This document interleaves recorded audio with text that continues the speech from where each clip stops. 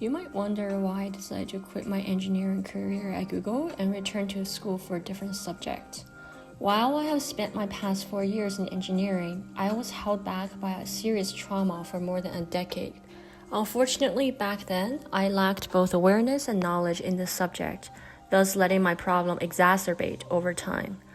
My unhealthy, fast-paced lifestyle started in high school.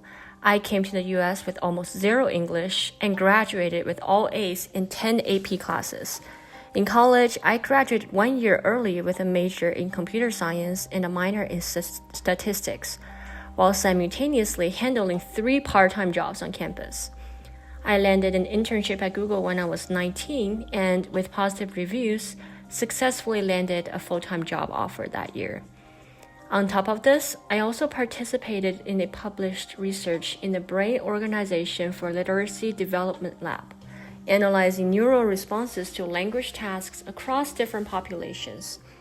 This end-to-end research experience sparked my interest in the human brain and mind, but at the time, I never imagined I would soon be forced to confront the fragility of my own.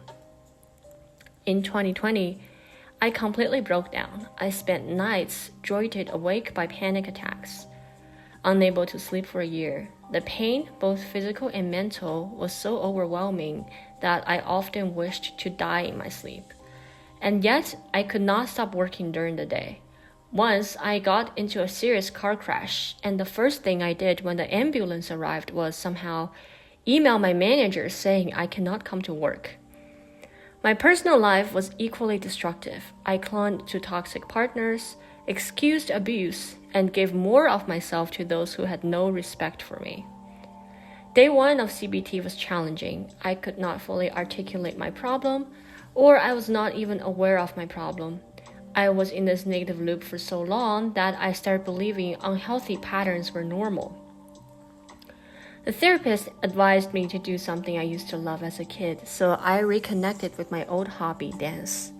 Through movement, I could feel the real me again, the one buried deep inside my gut, while my head still clung to the protective version that kept me surviving.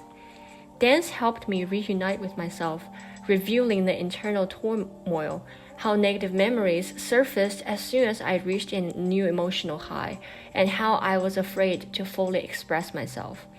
That realization sent me down a rabbit hole of psychology books and self-discovery. I connected the dots. Moving to the US at 13, facing racism, isolation, and emotional abuse from guardians was trauma that completely reshaped me. The confident girl I once was in China had been replaced by a protective self that overworked, people-pleased, and lived in constant fear. Slowly, through therapy, dance, and learning, I started peeling back the layers. I shared my journey in a podcast, TikTok account, and a short novel on Amazon Kindle. I also created this all-in-one mental health app, hoping to help others who felt as lost as I once did. I've noticed that many people with trauma like me can't easily explain their pain in words, which makes talk therapy drag on without resolution. Dance, however, bypasses words. It lets emotions move, release, and transform. My goal is to create more effective ways for people to heal by combining dance therapy with tech. Few schools offer a dedicated program in dance movement therapy, and that's why I choose Melbourne. While my engineering background highlights my strong logical and analytical skills, my personal journey shows my resilience, empathy, and drive to create change. I hope to bring my background, determination, and vision to Melbourne and to help others heal from trauma, rediscover their authentic selves, and contribute to a healthier, more compassionate world.